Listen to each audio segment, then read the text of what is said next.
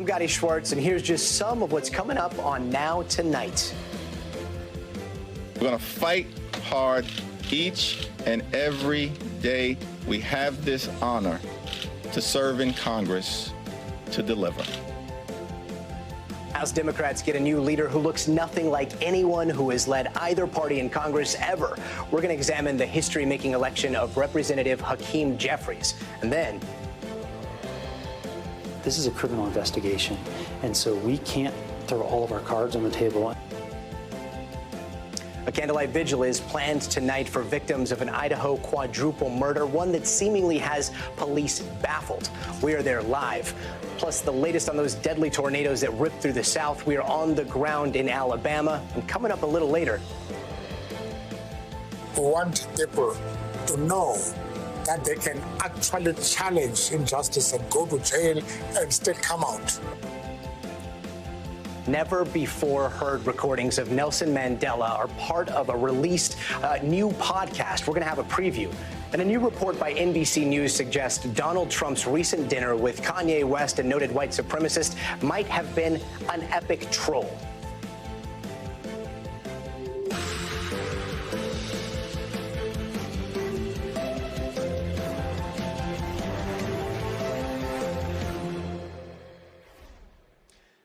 Tonight in Moscow, Idaho, a community is gathering to mourn the loss of 4 students who were killed in their sleep.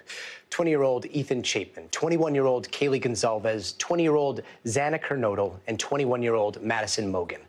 On November 13th, these 4 University of Idaho students were likely stabbed to death while asleep in a home near campus. And now, over 18 days later, police have yet to identify a suspect or a motive, putting the families and students and a community on edge. It's not finished, and it's still a threat, in my opinion. So that's what's caused me to be most apprehensive. NBC's Morgan Chesky is there now. Hey, Morgan, how are members of the community holding up right now? Do they feel safe, especially at the Vigil right now? Yeah, Gotti, that's a great question. It really does depend on who you ask. Obviously, the past 2.5 weeks have had an incredible impact on this tight-knit community here in Moscow. We had a chance to speak to several individuals today, many of whom are grateful to have this opportunity of a vigil to help facilitate healing. But there is a lot of fear right now. Some of the parents have even expressed a fear that whoever did this unspeakable crime may be coming to this very community event tonight in order to witness, in a way, its traumatic aftermath and what they've left behind as a result of taking these 4 young lives. I did have a chance to speak to police. They did say that their calls for strange acts have doubled in the last week or so. They do have extra law enforcement on hand to make sure that people do feel safe in their own community. But when I ask about a potential suspect or even a person of interest, they said it is still too early at this time. However, everyone showing up today at this vigil, I can tell you, incredibly somber moment here inside this stadium. We know this is set to start in just a few minutes, but it's very quiet here, and the sense of loss is palpable. Gotti? And Morgan, I know you spoke with police today. I know that they have said that they've been receiving tips for weeks now.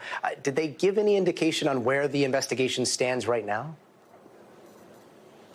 When I pressed them on that and asked for any specific sort of timeline on when they could release certain details, they said this is a very active investigation. They did ask the public's help in continuing to help them establish a very firm timeline on the final hours that these 4 victims were alive, from where they left their certain locations before ending up at that home where they were found dead the next morning. As far as any potential suspects, we're told that right now they're not comfortable in naming any description or any individual. However, they are confident that progress is being made in this investigation. Of course, we know that Idaho State Police working alongside the FBI now in trying to go through upwards of 1,000 tips that have already come in. They've also conducted more than 100 interviews, and they've looked at more than 100 pieces of specific evidence related to this case, all of which they said is helping them move in the right direction, although it is still too early to provide answers that the community is calling for at this time. Gotti? And Morgan, police have said rumors surrounding this case have been stoking community fear. But so far, there's been so little new information on the search for a killer of 4 people. How are police working to put those rumors to rest while trying to make the public feel safe there? Well, Gotti, they described this as essentially a 24/7 operation, working, as I mentioned, with federal resources and as well as Idaho State Police. Of course, the Moscow Police Department is the lead agency in this case. They have video evidence that they're going over. And as far as easing fears in their own community, we do know that they have been able to cross off certain individuals and say that they're not being actively pursued or viewed as suspects. That include those 2 people that were inside the home, those 2 other roommates that survived this unspeakable attack. They also have said that an individual of which there were several phone calls exchanged with 2 of the victims, they are no longer considered a potential suspect. And he also added another individual, Gotti, and that was a male in a white hoodie that was standing near a food truck that one of the victims was at prior to leaving and going home. He is no longer considered a suspect, and essentially this process will continue, Gotti. But the investigator I spoke to told me that as they put these pieces of this massive puzzle together, they are confident that there will be one bit of evidence, one tip that will lead to bringing the person responsible to justice. Gotti? Morgan, there at the vigil that's about to start. Morgan, thanks so much. Thank you. People across the South are picking up the pieces right now after deadly storms tore through last night. At least 2 have died in Montgomery County, Alabama, an 8-year-old and a 39-year-old woman who died in their home overnight. A 51-year-old man was rescued from that same wreckage. And it is not just in Alabama. In Mississippi and Louisiana, people are finding pieces of their homes and neighborhoods while communities are coming together to clear debris and to restore power. Joining us now from Steens, Mississippi, is NBC News correspondent Sam Brock. Sam, you have been sharing some incredible stories of survival. What's striking you the most? Yeah, we got a couple for you right now, Gotti. It is hard to believe that anybody would be able to survive a direct hit from a tornado on their house. But if you look behind me, we'll see just that. The roof is gone. The living room, the patio, they're all gone. But, Gotti, this is a brick wall right here. Look at this thing. Uplifted on a 45-degree angle, solid as a rock. It's laying against this car here. Now, this is all gone. On the other side of this house, Gotti, there are 2 rooms that are doing all right. The bathroom and the main bedroom for James Brown, who did the exact thing he was supposed to do and got into that bathroom, the safest place in his house, and stayed there. They're the only parts of the entire house that are untouched. He survived. He's 76 years old. Now, across the street, you have another gentleman, Richard White, who is in his 60s. He left to go care for his dad overnight because his dad gets super uneasy when it comes to storms. While he was gone, an electric pole was lifted out of the ground and pierced the side of his house. I spoke with him about what that might have meant in terms of surviving the night or not if he were inside, and this is what he told me. This is the second time on this property that you've been hit by a tornado. Oh, yeah. And you've lived to tell about it. Oh, yeah. Not wanting to, but it happens. And Gotti, if you're asking, how are these people surviving under these circumstances? Part of it is probably geography and the fact that it's relatively sparsely located. Part of it, too, though, is we didn't see those long track tornadoes that go for 50 or 100 miles. In this case, it went for maybe a couple of miles, and that is just luck. Wow, Sam, just to think that that man might have had his life saved by caring for his dad. What's next for this community? So what we're seeing a lot of today, you may even be able to hear it right now. Our power crews still trying to restore electricity, but also chainsaws as they're cutting down all of these trees that are everywhere. Also, you're having the county here go door to door and try to assess exactly the extent of the damage. And it's not just homes like this, really, but any home that's experienced damage. You're looking in the range of about 50 homes for the county, probably a couple dozen that are severely damaged. So that's the process on the ground as they try to lift people back up after tragedy, Gotti. Wow. Sam Brock, thanks so much. Thanks, Gotti. And storms in the south have made their way to the northeast, and in New York, the timing couldn't be worse for the Rockefeller tree lighting ceremony tonight.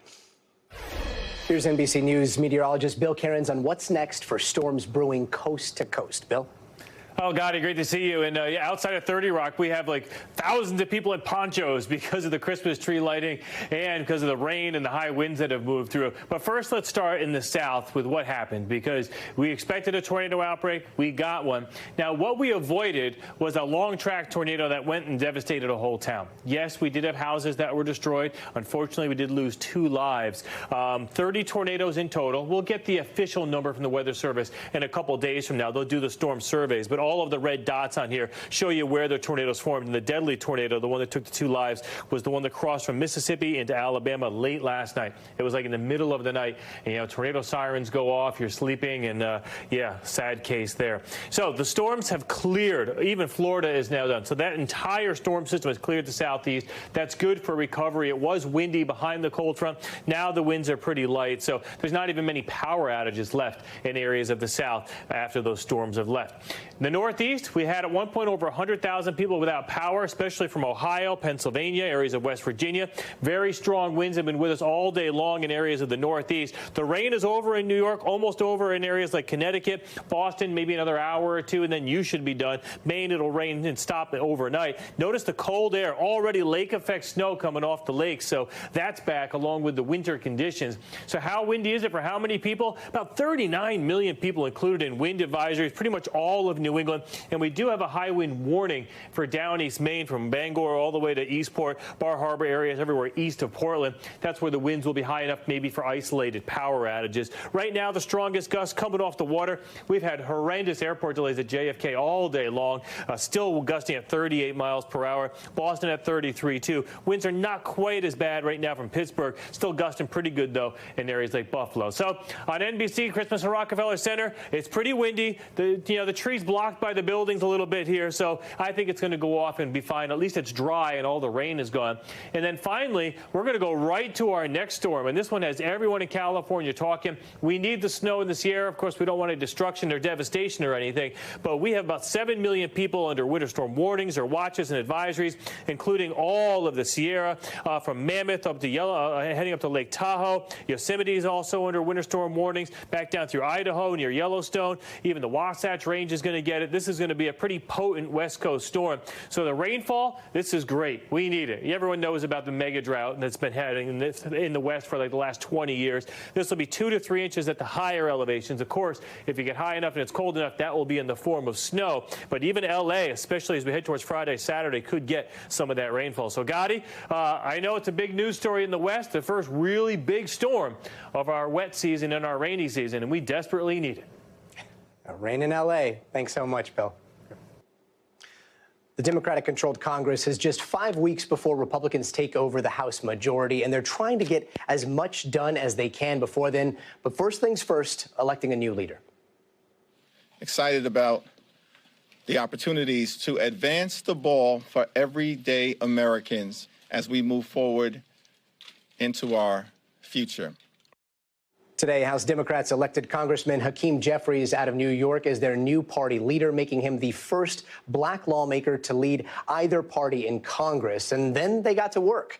The House approved a bill that would prevent a nationwide rail strike. The legislation was overwhelmingly bipartisan, but a House-approved measure to guarantee 7 days of sick leave passed largely on party lines. And it now heads to the Senate, where its passage is uncertain.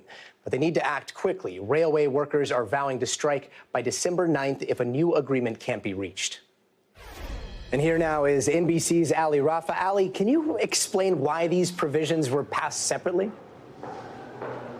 Yeah, so there's been a lot of movement over the past 24 hours to try to get this done as fast as possible, definitely by that December 9th deadline that President Biden was requesting. And one of those motions was imposed by House Speaker Nancy Pelosi, who intentionally decided to propose these 2 amendments separately to give it a better chance of passing. Because if any amendments or changes had been proposed, it would really bring all of this back to the starting line. So the House passed not only only today this deal brokered by President Biden and leaders of labor unions and rail workers to increase pay, among other things, they also passed this legislation to increase the number of paid sick days from 1 to 7 days. 79 House Republicans voted with the overwhelming majority of Democrats in favor of this, now sending it to the Senate. But according to several of the senators on both sides of the aisle that our team caught up with today, it's not looking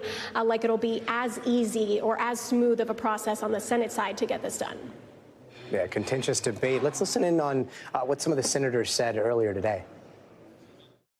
Leader Schumer, are you confident that a rail strike will be averted? We're working hard to get something done and to try to get it done as quickly as possible. Do you have 60 votes on just the normal rail agreement? I don't know. I don't know the answer to that. This administration is asking the federal government to use the force of federal law to impose contract terms that the workers have voted against. So I'm not for that. If this deal does not have paid sick leave in it, would you vote for it?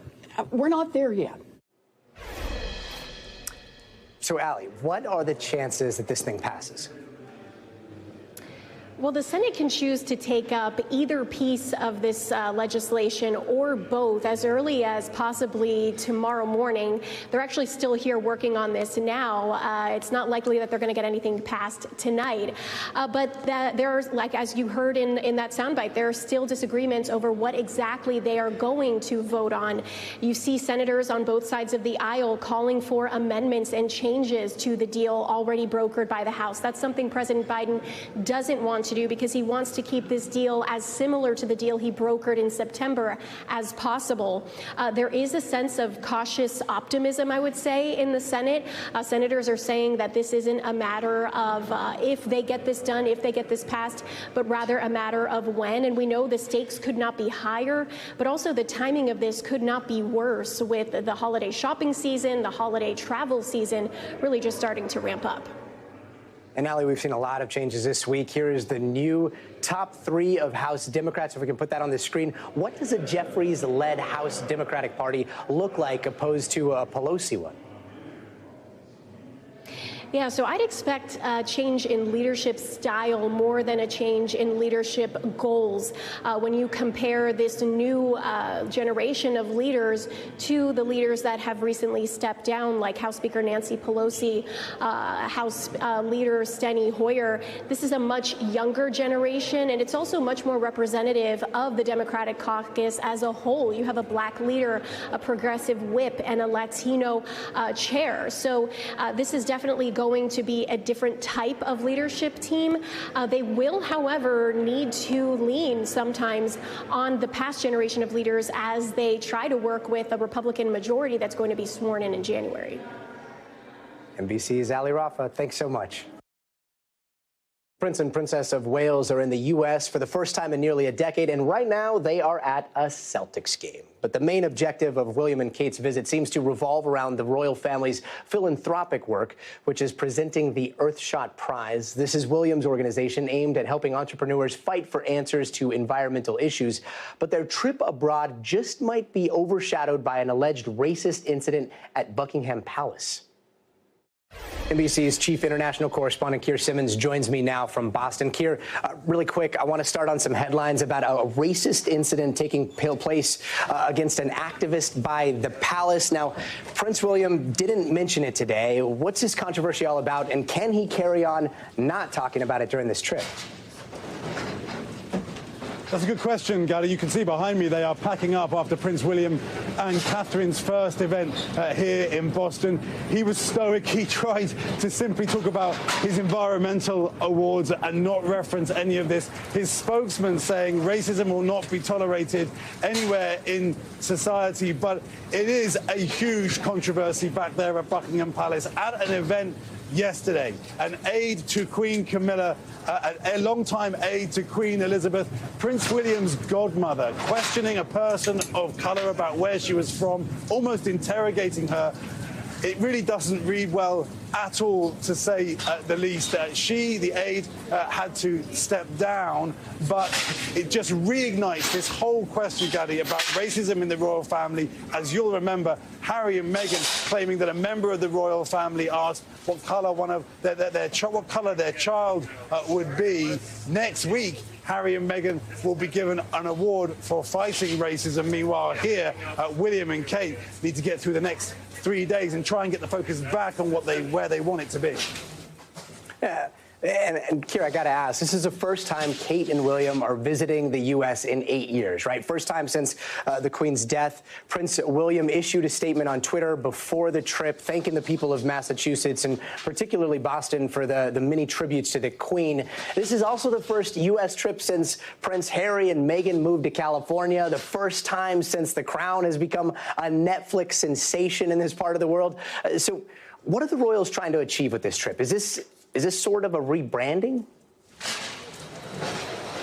So many firsts, right? I mean, one thing I guess you could say just from your question there, what they're trying to achieve is just to reintroduce themselves to the United States. 8 years since William and Kate were here. My children were now 10, were 2 years old when they last came here. So there is just a simple fact that they know that this is a crucial part of the world for them. They know how much fascination there is here about the royal family. And because they are now Prince and Princess of Wales, it is a chance to kind of step forward in those new roles. There will be folks kind of doing a double take. You can hear them still clearing up here behind me, Gadi. There will be folks doing a double take when they hear Princess of Wales, because, of course, now when people say Princess of Wales, what they mean is Catherine, Princess of Wales. Got it. Keir, thanks so very much. You bet. 11,000. That's how many Twitter accounts were suspended for violating COVID misinformation rules. But now Twitter says it is ditching the policy altogether. Now, it's hard to keep up with the constant updates under Elon Musk, so we're going to help you piece it together for you right after the break.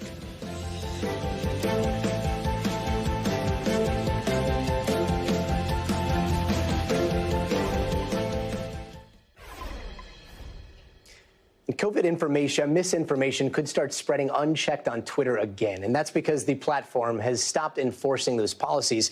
Twitter didn't really make the announcement about the change. Instead, it added a line to the pages of its website outlining that policy, which reads, quote, effective November 23rd, 2022, Twitter is no longer enforcing the COVID-19 misleading information policy. Now, you might remember Twitter's public push to fight COVID misinformation early last year, when tweets with misleading information about COVID were labeled or removed, and those who repeatedly violated the rules had their accounts suspended. Now, this new change seems to be part of Elon Musk's greater push for what he calls free speech on the platform. Joining us now is tech reporter for the Wall Street Journal, Tim Higgins. Now, Tim, diving into the numbers here is fascinating. Twitter restoring over 60,000 suspended accounts, over 11,000 of which were suspended for COVID misinformation. What does that tell us about what's to come? Well, you know, it's interesting here because, as you point out, Elon buying Twitter because of his beliefs of making it a platform for free speech. You have to go back a few years to the beginning of COVID, and he was very critical of some of the stances that governments around the U.S. took to kind of restrict the spread of that virus, and really going to war with some of the local governments in California. So this is a long kind of held position that he felt like there was too much kind of censorship of other ideas about the virus out there, despite maybe pushback from health agencies that he was maybe in the wrong or maybe not. And so now that he has kind of made this decision, I think it could mean, you know, it could be an open forum for whatever you want to see in regards to discussions about COVID-19. And since the pandemic started, Musk has been a vocal critic of how health officials have reacted to the COVID pandemic. How much of that plays into what we're seeing? Huge. It gets to one of the examples clearly that has disrupted or disturbed him in the past few years of Silicon Valley tech companies, in his kind of opinion, limiting freedom of speech. You saw it with that. You saw it then later on with misinformation attempts around the election, and ultimately a banning of Donald Trump on the platform. Another issue that seemed to rub Elon Musk the wrong way was that if the president of the United States could be taken off the platform, really couldn't anybody? And a bigger conversation, should a president be, essentially be censored, even if the information the president's giving is not fair or is not correct in the eyes of the platform? Tim, I don't know about you, but every day when I go to check Twitter, one of the first things I check is it working? After so many people said that it was possibly going to collapse when Elon Musk took over. So it's still up and running. What does that say about what's going on there? Well, there's still maybe half the company from when he took over, so there's still people there. It also probably speaks to the fact that there's strong engineering at the base of the company, the roots of the platform. It's still early days in that regard.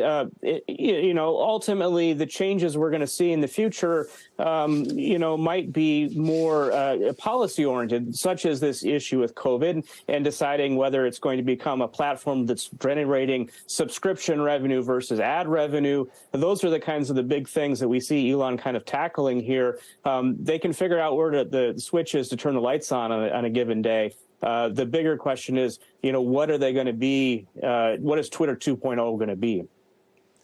And the latest in the Twitter saga today, Elon Musk accused Apple of threatening to remove the app from their app store. But then right before our show, it seems like Musk and Apple CEO Tim Cook sat down to work out what he says was a misunderstanding. They even seem to have like a nice stroll through Apple's campus, maybe. Any insight into how other companies, especially those who have long relationships with Twitter, are responding to Musk behind closed doors? Well, there's a lot of concern in the advertising community. We've seen some big players pull out or reduce their spend at Twitter because of concerns about the kind of issues that we're talking about here, the moderation of content, the uncertainty around where the company is going and all the rapid changes that are being made in kind of the future of the company. But getting back to this core issue of when you bring up this idea that COVID-19 misinformation might be on the platform, advertisers don't necessarily want to be advertising or having their brands or names associated with controversial information, whether it's misinformation or hate speech or pornography. These are places where Madison Avenue doesn't want to go, and has been one of the challenges that Elon has, is to convince them that this will be a stable environment. And today he is putting out kind of a policy, his kind of statement of what the company is about. And he's saying he wants to be transparent, but he wants freedom of speech, but it doesn't necessarily mean that you can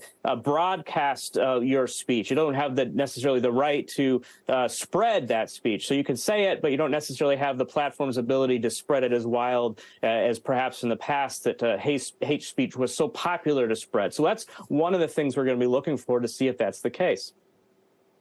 Tim, so much to keep your eyes on. Thanks so very much. Thank you. And still ahead, some other big headlines we are following right now. Lethal robots. Yeah, you heard that right. San Francisco police are now cleared to use robots to kill people in some circumstances. We're going to tell you more. Plus, it's not just you. Rent is super high right now. So Airbnb says it wants to help renters make some extra cash. We're going to tell you how it works when we come back.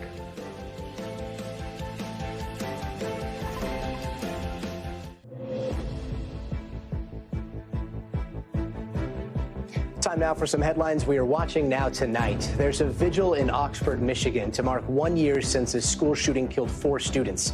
Classes were canceled today and a moment of silence was held at 12:51 p.m. as flags were lowered to half staff. Across the state, the day was known as Wildcat Remembrance Day. And gun violence is a problem all over the country. A recent report reveals that firearms were the leading cause of death for 15 to 17-year-olds in Arizona. And it also notes that 100% of those deaths were preventable. A sad day for Fleetwood Mac fans. Singer and songwriter Christine McVie has died. The band released a statement on Twitter reading in part, "She was the best musician anyone could have in their band and the best friend anyone could have in their life. We're so lucky to have a life with her." McVie's family says the 79-year-old passed away peacefully following a short illness. The Department of Homeland Security has issued a warning of domestic terror threats to LGBTQ, Jewish, and migrant communities. The bulletin also says some extremists have been inspired by recent attacks, including the shooting at the LGBTQ bar in Colorado Springs, Colorado. And a judge has declared a mistrial today in Danny Masterson's rape case. That's after the jury said it was hopelessly deadlocked.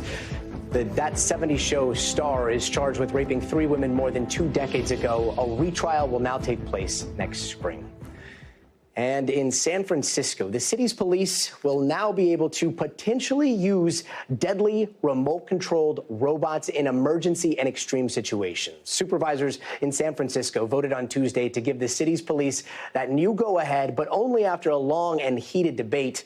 From our NBC News Bay Area affiliate KNTV reporter Stephanie Mayon has the story. These robots defuse bombs. They give police a closer look at an active crime scene. And now? It passes unanimously. San Francisco's police force will have the ability to use them as potential lethal force options. But that decision wasn't made lightly. We heard passionate arguments and clarifications coming from both sides. Of course, I don't want any officer to lose their life, but I think that this is the scenarios that we're using are hypotheticals to bring up fear. These are not autonomous robots. No one's tapping in. These are trained police officers that would utilize a robot. A new state law now requires law enforcement to have public discussions when acquiring and utilizing military-grade weapons. That's what happened here. And the plan passed only after an amendment clarifies robots would only be used as a lethal option after the use of alternative force and de-escalation tactics, or if police determine they are not able to subdue the threat safely after evaluating other options. Only the chief, assistant chief of operations, or deputy chief of special operations may authorize the use of robots as a deadly force option. Supervisor Shaman Walton was one of 3 against the plan. In a statement, he wrote in part, "This is not in line with making changes to address the disproportionate number of black people and people of color that are typically on the receiving end when police weapons are utilized." That was Stephanie Mayon of KNTV reporting. And as rent prices around the country are still 10% higher than they were a year ago, Airbnb says they're looking for ways to let some renters sublet their apartments for extra cash. Now, this is something that most apartments haven't allowed in the past, but CNBC senior real estate correspondent Diana Olick has the details on a new deal that could bring big changes. Diana? Historically, the overwhelming majority of rental buildings prohibit short-term subletting, so this gives tenants the ability to host their apartments just as homeowners do. Airbnb is partnering with 2 major apartment REITs, Equity Residential and UDR, as well as with Greystar, the largest apartment management company in the U.S.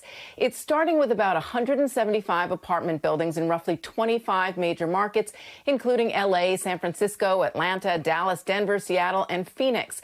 Some cities, though, like New York City and Washington, D.C., are not available due to local restrictions on short-term rentals. The new portal went live today. There's a calculator that helps you to predict what the earning potential is.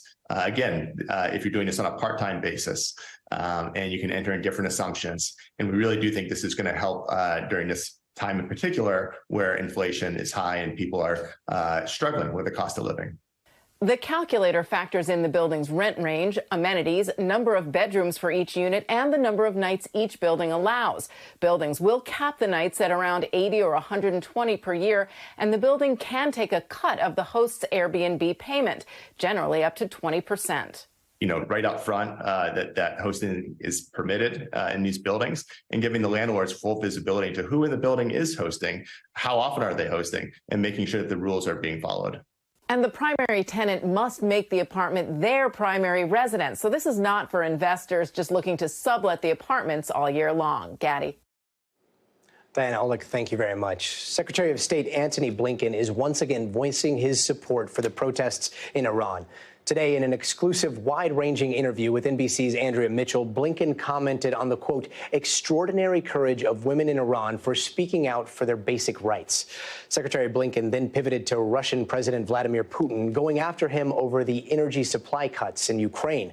He also spoke about the Russian detainment of Americans Paul Whelan and Brittany Griner. Paul Whelan's family is so worried about his health, his condition. They haven't heard from him. He missed his Thanksgiving call. The embassy has had no contact. What can you tell us about what's happened to Paul Whelan? First, one of my number one concerns anywhere in the world is for Americans who are being arbitrarily detained. And that goes for Paul Whelan, Brittany Griner, and others in Russia. It goes for Americans in a number of other countries who are being imprisoned for political reasons, used as pawns. We've been very focused with Russia on trying to get Paul Whelan home, try to get Brittany Griner home, get others home. Part of that goes to making sure that we actually have the ability to have access to them, to have contact with them, which is a requirement under basic international law, basic diplomatic convention. Do we know how he is now? So the last time that our own team has had an opportunity to see Paul was, I believe, November 16th, when we actually had a visit with him. We spoke on the phone with him, I think, roughly around the same time. We've not had contact since then. We've asked for it. We're pursuing it every single day. We don't know where or how he is. Could he be hospitalized? Look, I can't speak to his condition now, his situation now. We are working every day to make sure that we have contact with him, that we understand what the exact situation is, even as we're working to bring him home, to bring Brittany Griner home. But this is, again, what we see Russia doing in terms of abusing the very basic understandings that countries have had when it comes to having access to our citizens who are being detained. Exactly 1 month ago, 3 American tourists were found dead at an Airbnb in Mexico City. Their families say it was due to carbon monoxide poisoning, and they're now calling on Airbnb to change its policies. Speaking together publicly for the first time, they sat down with an exclusive interview with NBC's Gabe Gutierrez. These 3 Americans went on vacation last month and never came home alive. As a mom, how do you deal with that type of loss? Moment by moment. I'm still in disbelief. Jennifer Marshall says her son Jordan died of carbon monoxide poisoning. His friends Candace Florence and Cortez Hall were also found dead inside an Airbnb-listed apartment in Mexico City. Ciola Hall says she got the dreaded call on her birthday. And I say, no, not my son. Speaking together publicly for the first time exclusively to NBC News, all 3 families are announcing a planned lawsuit against Airbnb, calling for all of its worldwide listings to mandate carbon monoxide detectors. Well, it's a massive problem because they regulate what they want to regulate. The planned lawsuit comes after another group of American tourists died from carbon monoxide poisoning earlier this year at a resort in the Bahamas. The CDC says more than 430 people are accidentally killed by the gas each year in the U.S. I cannot process in my mind why my daughter is not here today. Airbnb tells NBC News this is a terrible tragedy and her thoughts are with the families and loved ones as they grieve such an unimaginable loss. And while the company has not confirmed the reports of carbon monoxide exposure, it does give away combined smoke and carbon monoxide detectors to eligible hosts. Is that enough? It's not enough. We could still be talking to and, spending the holidays with our kids. Thanks, Gabe. And the room where it happened. We've got the inside scoop on what really went down at the dinner between Trump, Ye, and white nationalist Nick Fuentes. That's just ahead, so stay close.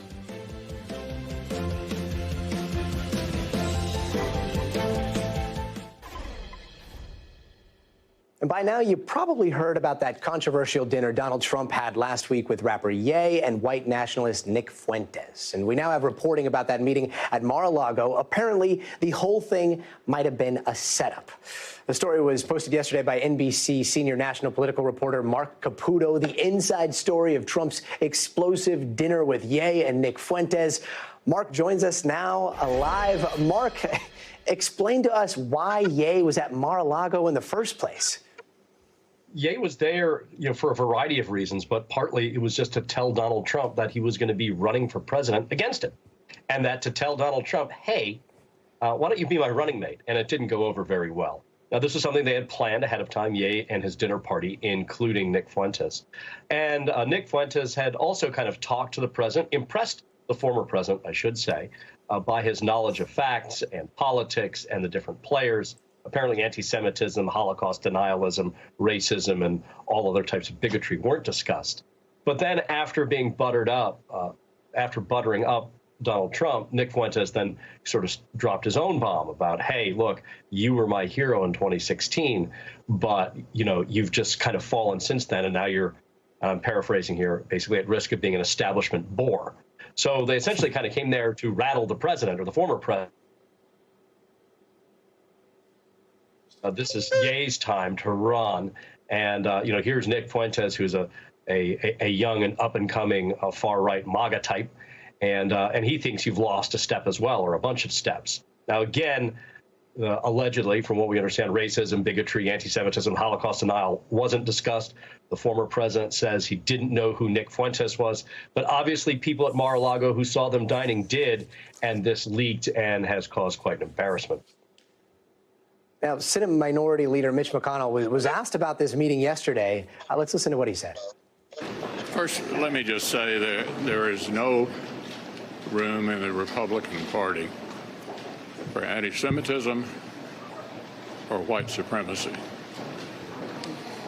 And anyone meeting with people advocating that point of view, in my judgment, are highly unlikely to ever be elected President of the United States.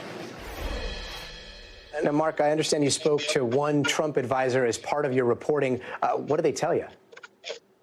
Well, everyone doesn't think this is a good thing for Donald Trump. Just on the front end, the reality is Ye had made a slew of virulent anti-Semitic remarks, and people try to talk Donald Trump out of meeting with him in the first place. And then they're like, well, if you're going to meet with him, at least have a private dinner with him. He didn't.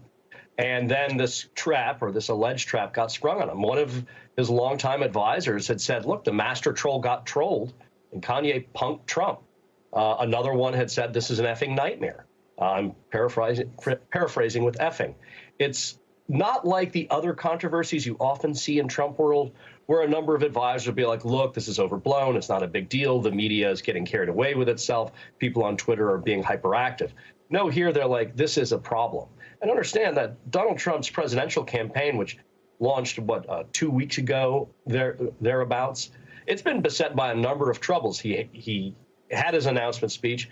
A lot of people panned it for being flat and low energy. In fact, Nick Fuentes said that at the dinner. Then a few days later, a special prosecutor was appointed to investigate him over the January 6 riots and the storage of classified documents at Mar-a-Lago.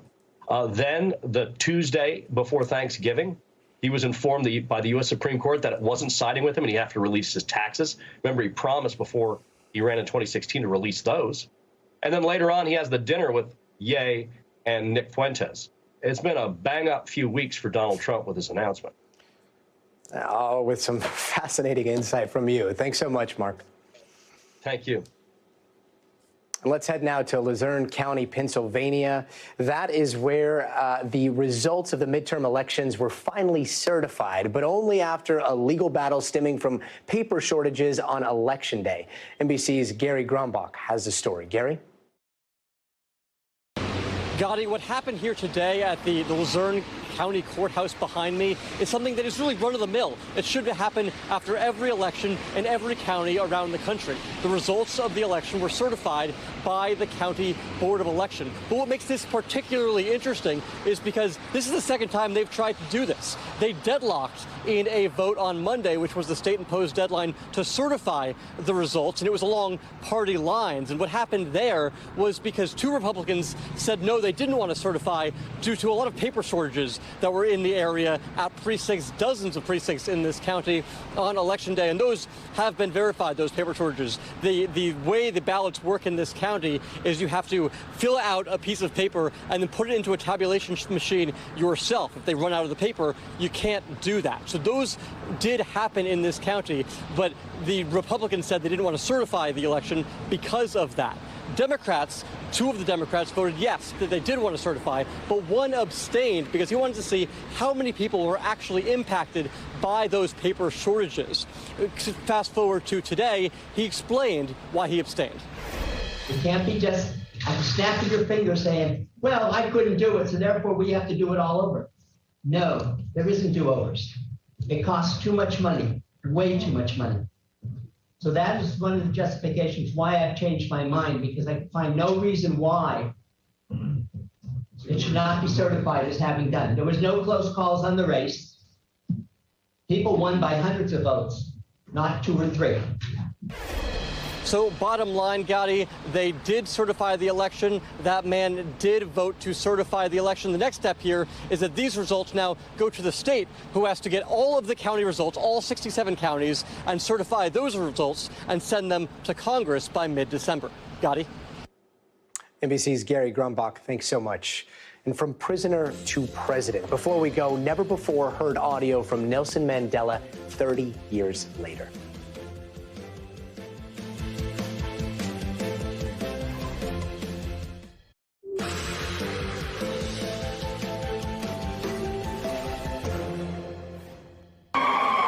Before proclaiming victory, Nelson Mandela joined his supporters in singing South Africa's new national anthem, God Bless Africa.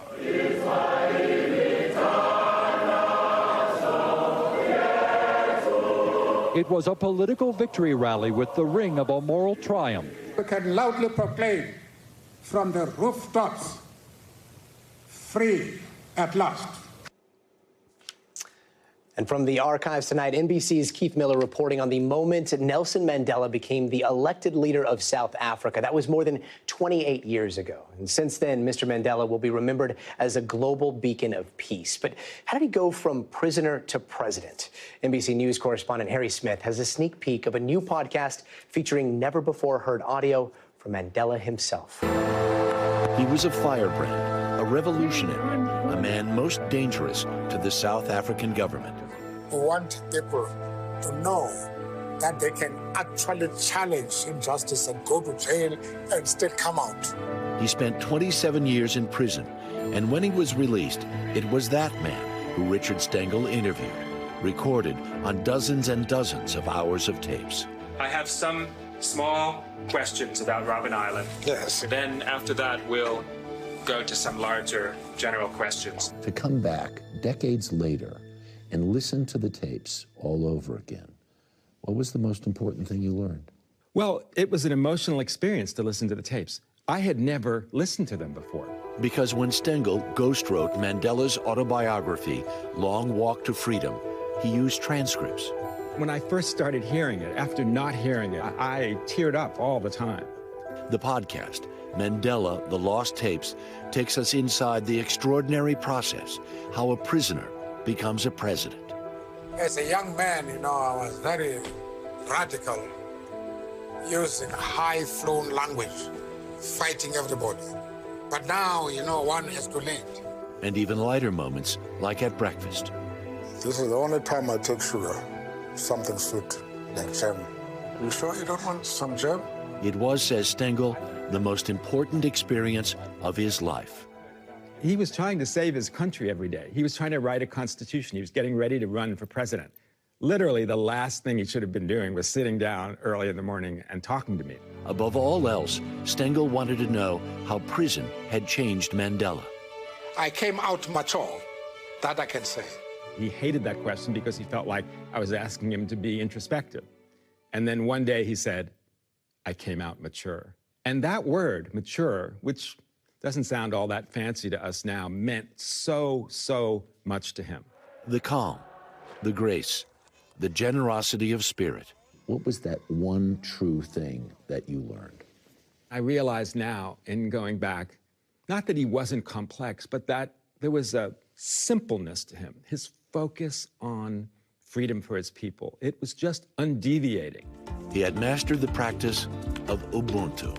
A person is a person, ngabanye abantu, because of other people. You really peel apart a word we used to use for a while during the time you were talking to him. The literal translation is very powerful. It's that human beings are human beings through other human beings. That's what makes us human. That's the most benign and hopeful outcome of all of this, of people listening to this, that I could ever hope for. He once said to me with a smile, "Many people love me from afar, but very few from up close." The podcast puts you in the chair next to Stengel. You can see Mandela is there too, especially as their sessions come to an end. At that point, I just let go and hugged him fiercely. I tried not to cry. I'm trying not to cry now. I thought of all of the men over the years who were in terrible positions, who embraced him to get strength from him, and I felt that strength. And I think he knew that's what I have to give.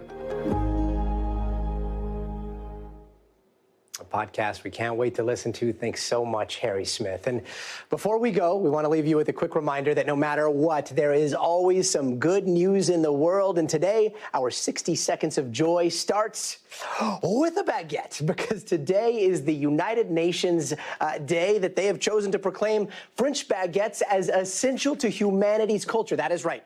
This iconic loaf is going to be added to UNESCO, the UN's Agency for Culture. And in celebration, members of the French UNESCO delegation waved their baguettes in the air and hopefully stuffed their faces right after. And for those watching the World Cup, one game tomorrow will already be historic, because for the first time, the referee team for the Men's World Cup match will be made up entirely of referee women calling the shots. You can catch the trio's debut when Costa Rica takes on Germany. And tonight is the Christmas tree lighting at Rockefeller Center. The lighting is the 90th annual celebration, and this tree stands at a whopping 82 feet tall, weighing nearly 14 tons, all the way from Queensbury, New York. Shout out Queensbury for such a beautiful tree. Watch the live telecast on Peacock right after the show. Good night. Thanks for watching our YouTube channel. Follow today's top stories and breaking news by downloading the NBC News app.